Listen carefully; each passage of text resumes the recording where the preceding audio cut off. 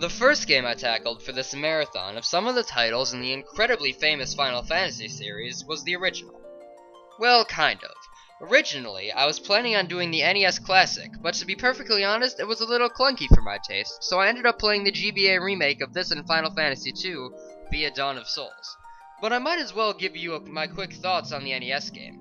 It isn't completely unplayable by today's standards, and I can almost recommend it to you guys if you want to try something old school. But if you dare to go all the way back, I'm just gonna warn you now that it is very, very archaic.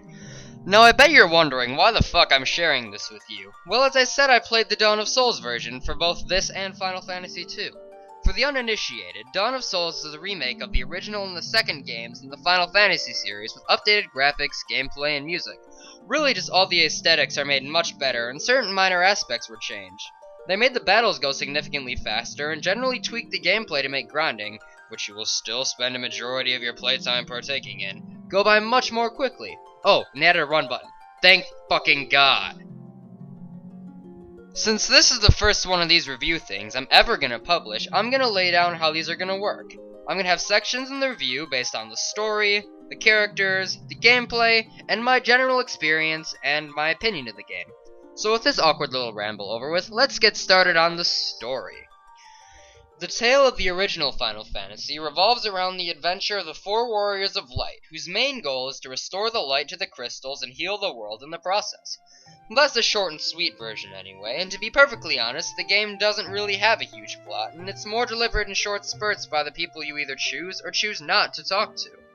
And since you really don't have distinct characters that have a specific role in the plot is relatively bland on the character front. It uses the "we give you a major objective at the beginning of the game, and then we have you do small tasks for people to build up to you accomplishing something larger," which, to be fair, is not uncommon for many RPGs of this era. And to be perfectly honest, again, I like how this plot works. I think the simplicity is done nicely, and it's not dumb.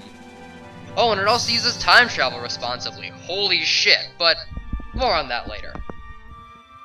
You start off the game in Castle Cornelia, in which you speak with the king and ask him to repair the drawbridge to the north. He then tells you to go rescue his daughter from her kidnapper Garland at the Chaos Shrine, and then he will order the bridge rebuilt if you do so. You leave the castle, do your shopping, do some grinding, then trudge your way to the Chaos Shrine. You go there, hand Garland his ass on a nice shiny silver platter, and take the princess back to the king.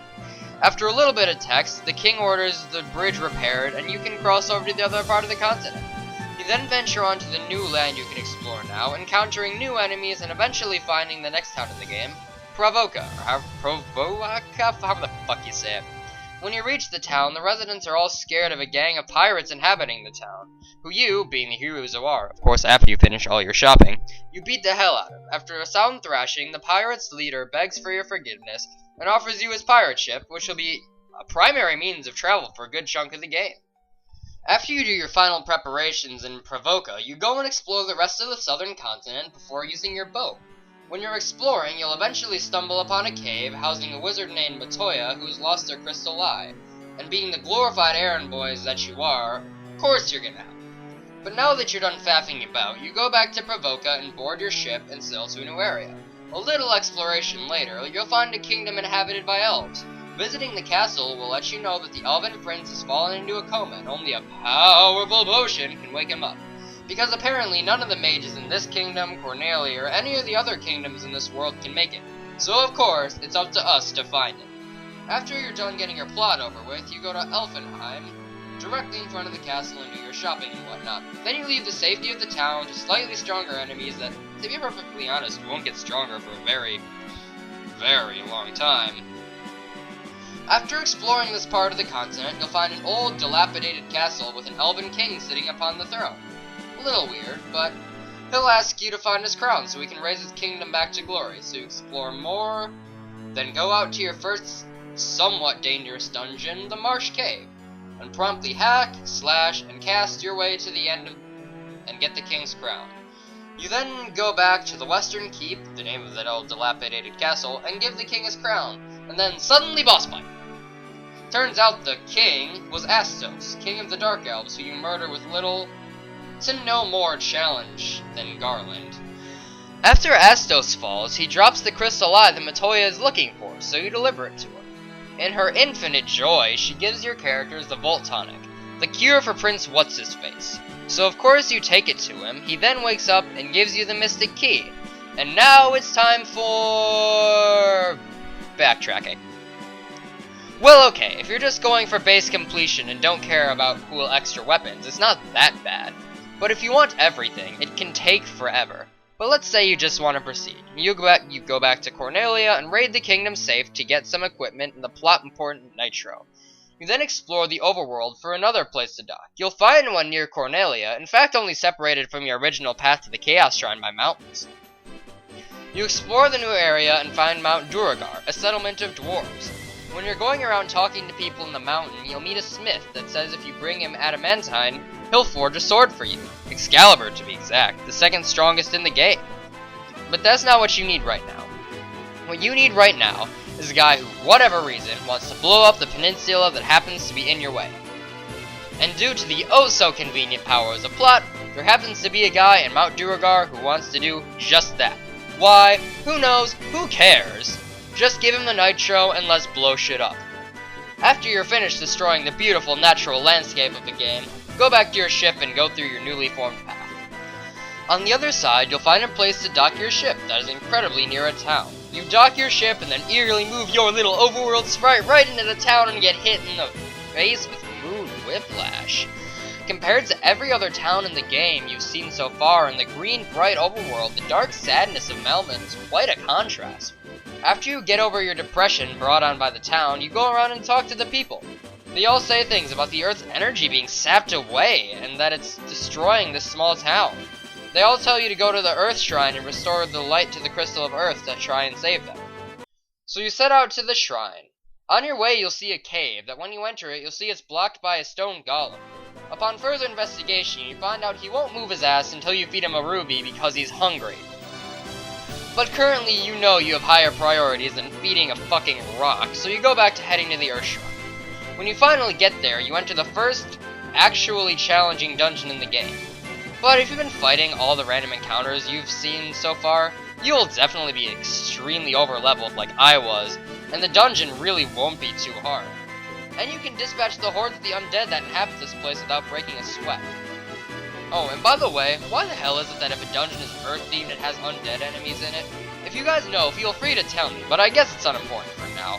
You explore the rest of the dungeon, and at the end of it all, you'll meet a vampire that really isn't that bad, and stands no chance against you. After his death, or re-death, I guess, he drops a ruby. Huh, that's oddly convenient, that's what the Golem-a-doodle wants, so let's give that to him. When you go back to the Golem's cave, you feed him the ruby, and then he moves his ass promptly and lets you go on through. You then meet the wise man something or other. You talk to him once, and he's never mentioned again, so forgive me for not remembering his name. But he tells you to use the rod he gives you in the room where you slayed the vampire. So you go back to where you were, reveal a new staircase, and proceed through with the rest of the dungeon. In the last room of the dungeon, you'll see a little brown spear. Heal before you talk to it, and then suddenly Undead Sorcerer. This is Lich, the Fiend of Earth. He is the first boss that you could very easily lose if you're not careful and you don't know anything about this particular game. But if you do know what you're doing, if you attack constantly and use fire and dia spells, he will fall very easily, and honestly not very satisfying. In fact, that's a problem I have with this game, but more on that later. Go up and check the Crystal of Earth to restore its light, step behind it to be warped out of Le Dungeon. With a shiny crystal in hand and no clue where to go, you sail around until you find a port on the other side of the continent you are on. After going through an area that's a maze of shallows, you'll find the very secluded town of Crescent Lake, having some shops, but what's mainly of interest, the Circle of Sages. Talk to them and you'll get some plot and a canoe, the canoe being one of the better power-ups for the mobility of your party, giving you the ability to cross shallows. Using your newfound light aquatic transport, you go and explore the multiple rivers on this part of the continent, and eventually you'll find a random volcano. Huh. Go into it and you'll enter the next major dungeon in the game. Wow, that was faster than getting the first one. I guess I'm not complaining. Also, this dungeon is a fuck ton simpler than the previous one. No leaving and coming back, no other caves you need to go into, and it's not even particularly mazy. What is the gimmick here, you may ask? Hazardous terrain. unless you wanted to waste a slot on one of your white magic compatible people for the relatively useless float. The lava in this volcano causes damage with every step you take on it, but it's not severe enough to warrant wasting the slot. You'll make your way through the volcano relatively quickly. When you get to the boss, heal up and then challenge the Fiend of Fire, Merilith. Use elemental, shields, haste, and healing when necessary, and she will fall just as easily and unsatisfying as Lich. Light the Crystal of Fire, then teleport out of this dungeon like a boss. After killing Merilith, the adventurers go around and find the Ice Cavern, an annoying ice-based dungeon that makes you think about how tiles line up on different floors. I hate this kind of puzzle. I hate it in the Seafoam Islands in Pokemon, and I hate it here. But regardless, by solving the dungeon's riddles, they get the Float Stone, and then you can leave this annoying as fuck cavern. Regardless of how annoying the previous dungeon was, go back to your ship and sail south to the desert on this continent. When you get there, the Float Stone will start reacting, and then we get probably the coolest thing in this game, the airship. A pain in the ass to park, but well worth it for how fast it moves and the lack of random encounters when you're on it. I think it's awesome. With your newfound way of travel, you can now go to 2 continents to the north, which I will be referring to as Merca, for the one that looks like North America. Not Merca, for the other one. Between Merca and not Merca is a series of islands. These islands are the homes of the dragons. Nice, peace-loving dragons, though, so no need to bust out the worm killer here. When you go around and talk to the dragons, they all seem to say something about humans proving themselves to Lord Bahamut and how they dislike violence. When you go to Bahamut's cavern, he will say something about getting a token of your power at the Citadel of Trials, that doing so will be worth your while. And he is not lying. It is without a doubt worth your while. So you should fly immediately to Not Merca, and on your way to a parking spot, your airship can only land in basic green ground, you should see a giant temple-looking thing, and that is your destination. Trudge your ass there through annoying enemies and desert to get to the Citadel of Trials. And once you're inside, talk to the dude, and he'll tell you to go sit on the throne to start your trial. This dungeon isn't particularly difficult encounter-wise, especially if you've been fighting everything you've come across, but the puzzle can be a little frustrating if you don't particularly like teleporters or are just impatient in general. But if you're this far into a game like this, you should be fine. It's just one giant teleporter puzzle, and when you get to the end, you'll find a chest containing a rat's tail. I guess dragons are terrified of rats, because that's all Bahamut needs to see to prove your worth, so who knows? Go back to the Dragon Islands, if I guess that's what we'll call them, and show Bahamut the tail of the annoying diseased rodent. Then he will upgrade your party members' classes, turning them into a more powerful variation of them, like turning warriors into knights, etc. And that seriously rocks. Now, I'll get more into that later. But for now, just know that that is awesome, and you want to do that. After you do possibly the most important side thing in the game, it's time to go and continue the story. Fly to Merca, and park as close to the entrance of the desert on that continent as possible. Then walk inside of it and explore it until you find the oasis and the desert caravan. When you get there, talk to the guy, fork over the 40,000 gil to buy the fairy in a bottle. Then go over to Gaia in Not Merca. When you get there, the fairy will break out of the bottle and fly to the pond in the back of the town. Find it, talk to it, and calm it down, and it will give you a special item that you need to access the next major dungeon. And now that you have the special item you need, fly to Onrak. Onrak. Once you are there, make sure you've done all your shopping in the towns you visited, then go to the pier at the lower east side of the town to advance the plot, and make your way to the third major dungeon in the game, Sunken Shrine. In the Sunken Shrine, you'll encounter a lot of water-based enemies, so thunder spells will help you quite a bit in this dungeon. Make sure you explore this dungeon really well, because there is a required item in this place, in the form of the Rosetta Stone. And sure, there are some good weapons and armor chests and lots of money to be found, but after you found the Rosetta Stone, you can go through the rest of the dungeon with no regrets. Speaking of the boss, it is the Fiend of Water, Kraken. He's another boss that can be defeated in the same way that every other boss in the game can be, and is just as unsatisfying as the others. But after the squiddy motherfucker dies, you can restore the Crystal of Water and leave the dungeon, and your first priority should be to visit Melmond. When you get to Melmond, find the great genius Une and show him the Rosetta Stone. He will then learn the language of the Lunarians, and as thanks for helping him learn, he'll teach it to you as well. After your crash course, fly back to Murka and canoe your way up the river and go into the waterfall. And you'll end up in the appropriately named Waterfall Cave. It's a really straightforward place, and at the end you'll have some chests and a random robot who, if you talk to, will give you the warp cube, a required item for reaching the final dungeon, the Flying Fortress. With a new language on your tongue and a shiny new cube in hand, fly your ass to Not America and go to Lufania to get an item that will let you go to the Tower of Mirage, the passage to the Flying Fortress. After you obtain the chime, go to the desert of Not America. When you get there, go towards the center, and eventually you'll see a tower rising from the sand. This is the Tower of Mirage, the first part of the Flying Fortress and home of the last elemental fiend. When you first enter the Tower of Mirage, you'll notice it's not very maze-like at all. It's a tower packed with powerful enemies that can inflict status ailments if you don't dispatch them quickly enough, but overall nothing you can't handle at this point in the game.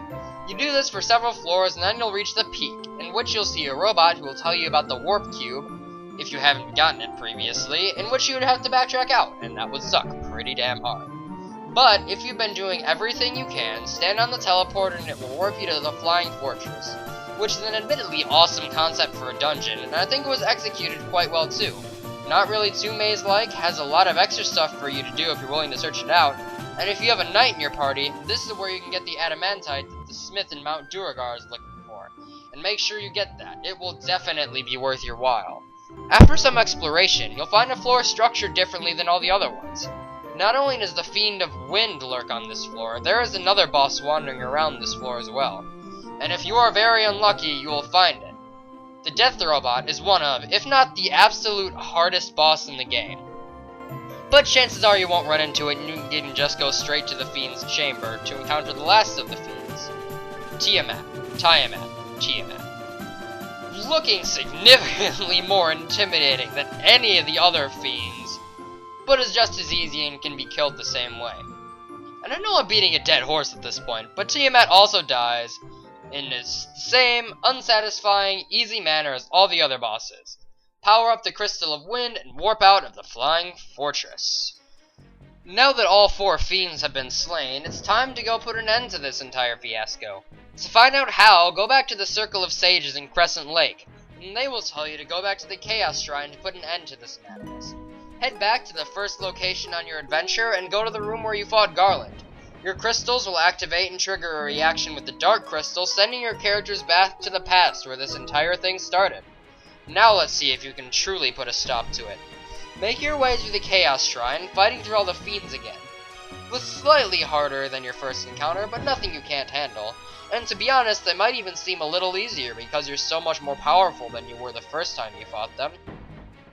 One thing of note is that on the floor after your rematch with Kraken, on the floor you rematch with Tiamat, the most powerful sword in the game, Masume, is there. Any class other than monks or masters can equip it, making it a very helpful piece of equipment. On the last floor of the Chaos Shrine, you'll find Garland, but I thought I killed you! Whatever, I can do it again. He delivers some of the last plot in the game, and then transforms into the God of Destruction. Chaos. Wow. Talk about an upgrade. But seriously, Chaos is the hardest boss in the game, but not because of what you have to do to beat him, and not because of what he does to you. It's just because his HP bar is 10 times larger than Tiamat's. Literally. He's not harder, he just takes longer, and it can be a seriously MP-intensive battle, and if you didn't do enough grinding, you might not have enough. But besides that, it's a really easy battle, and he goes down in the same disappointing fashion as every other boss in the game. But after the disappointingly easy battle with Chaos, the endgame text happens, explaining that you saved the world, but since you messed with time, your characters went with it, and never existed.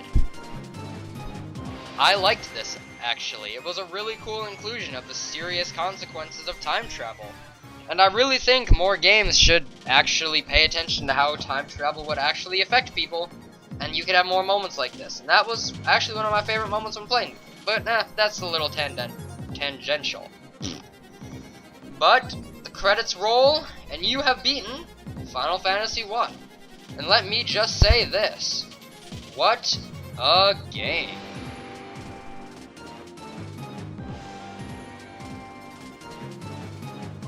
The gameplay of Final Fantasy Dawn of Souls is similar to that of every game in the series. You have a leader character in the front of your party representing them as they run through an overworld, towns, and dungeons.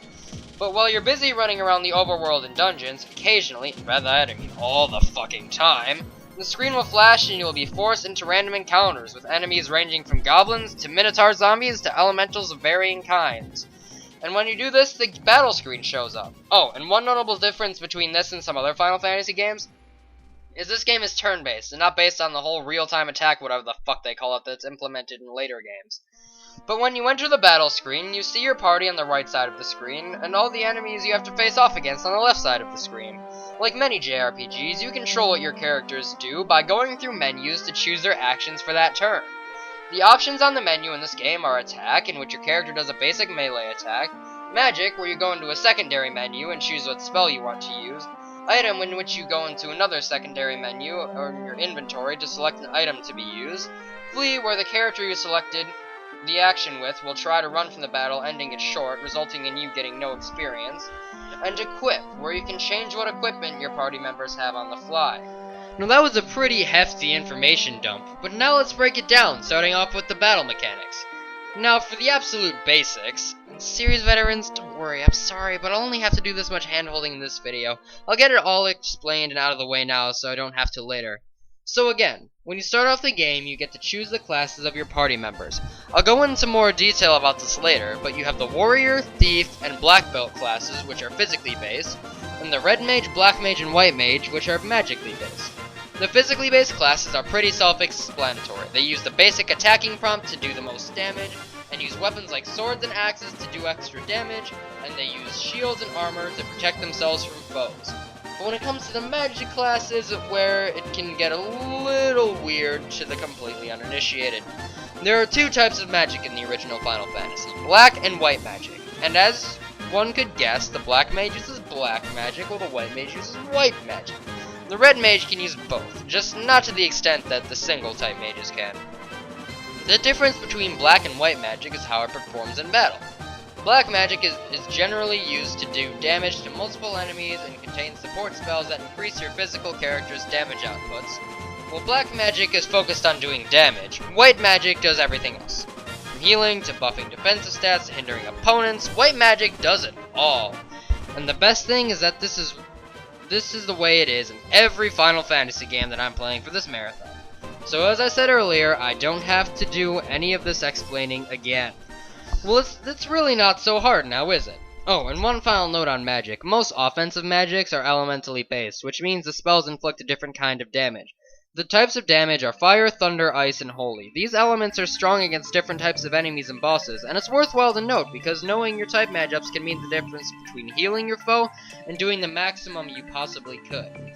Thanks for bearing with me for that, guys, and some of you might have already known that, but I felt it was necessary for beginners who are interested in starting out in the series. But with all that over with, you know that this Final Fantasy plays like a traditional JRPG with an overworld with the perspective shifting to a turn-based menu-style battle screen. But how is it to play the actual game? And this gets a little into my opinion part here, but for how much they updated the graphics and the music and the aesthetics in general, the game still plays a lot like an old-school RPG. Very much so, in fact. They may have sped up the battle system to make it more accessible, but this is still the same Final Fantasy on NES you've played before, just with a shiny new coat of paint. Now some of you are probably wondering, what does that matter? A port is supposed to be like the original, and you would be right. But the fact is, it still plays much like an old-school RPG, and that can be a huge turn-off to some people. Now back in the day, they just didn't have the technology to make a 40-hour game with the story going all the way through, and a very common way that they padded those games out was by giving you a very vague hints on where the fuck to go, so you'd be stumbling around lost for hours on end, and require you to do level grinding. And for those who don't know what that is, that's a process of basically you walking back and forth and killing enemies until you reach a certain level threshold that you think is strong enough to conquer whatever the game has put in front of you. Both of these things can be serious problems for you if you're not... Can I say patient? No, that's not the right word. But it certainly takes a specific mindset to get the most out of this game. It's non-linear and requires grinding to beat. At its core, it's a very old-school RPG with added bells and whistles. And you know what? I'm perfectly okay with that. Now, onto the classes. Well, there aren't really any distinct characters in the original Final Fantasy. There are 4 heroes of light, who you can name what you like, and are nothing more than job templates. So here I'm going to go over the different job classes in this game in place of what I normally do, which is give you the summary of a character and what they can do. The Warrior. The Warrior is the tankiest class in the game, rocking the most defense, high attack, and the ability to use the strongest weapons and armor in the game. When Bahamut upgrades the warriors in your party, they turn into knights, getting even more defense and attack, and now they can literally use any piece of non-class specific armor or weapon in the game. Knights can also learn white magic up to level 3, making them an almost unstoppable war machine, being able to dish out tons of damage and heal themselves. The knight is an awesome addition to any party. Upsides: powerful, high defenses, high HP, can support themselves, and can use supporting magic. But downsides: the warrior and the knight are very expensive if you want to keep their weapons and armor up to date, and they lack offensive variety because they can't use the offensive black magic and are only stuck using basic physical attacks from the beginning of the game to the very end. Thief. If the warrior is the defensive tank, then the thief is the offensive tank, being able to use all but the absolute most powerful armors in the game, and a slightly different but equally powerful variety of weapons. And mirroring the warrior further, when Bahamut upgrades the class, it becomes a ninja, getting more attack power and speed, also getting the ability to use more powerful weapons and armor, and gains the use of the offensive black magic, perfectly mirroring the upgrades of the warrior into the knight. In fact, they are the 2 most comparable classes in the game. They play very similarly, taking hits and dishing them back in spades, but where the knight tends to lean more towards defense and being an unstoppable wall, the ninja opts to go to being a lawnmower, cutting down foes like no one's business, but being slightly more fragile. Both classes are awesome, and which one you should use depends on the rest of your team. Upsides: powerful with both magic and physical attacks, they can stand up to hits, not to the level of knight, but pretty close, and are quite speedy. Downsides: they can't really use many good support magics, and to get some of their better weapons, you can't buy them in shops and require exploration in dungeons, so if you're not a big fan of that, just be warned. And since the ninja can't heal itself, and it is slightly more fragile than a knight, it will need the support of a healer if you want it to blossom the best it possibly could. Black Belt. While the thief and the warrior are comparable, the black belt is completely fucking different. Really can't equip any weapons or armor, making it very, very weak at the beginning of the game, and even when it comes to the end of the game, it's nowhere near as sturdy as even the red mage. But what it lacks in defense and health, it makes up for in its sheer attacking power. I'm not kidding here, the black belt will do more damage per hit than any other physical attacking class in the game. When Bahamut upgrades a black belt into the monk, his stats all raise substantially, and his attack skyrockets, and his health is nothing to sneeze at either, making the struggle of raising him early on well worth it. The monk is a one-trick pony, but he does his one trick incredibly well. Upsides: attacking power is quite up there. In fact, it is the best attacking power in the game. Speed: it's very fast, and he's very cheap to maintain because of his just barely any equipment that he needs. His downsides, though, is he's very hard to use early game, he can't use any magic, and has 0 attacking variety. Red Mage. You know, there's a theme in how the classes function in this game. You have pairs, namely the warrior and the thief, the monk and the red mage, and the obvious black and white mages. At first glance, the monk and the red mage are nothing alike, but they mirror each other perfectly. The monk is a one-trick pony, while the red mage is the jack of all trades.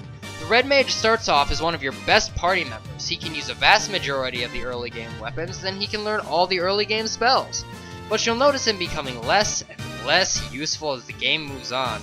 And while your other characters are developing their strengths, he is falling behind very quickly.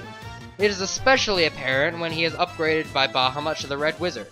He can't use the most powerful weapons when your knights can, he can't use the best magic when your black or white wizards can, and sure, he can do everything, but he just can't do anything the best.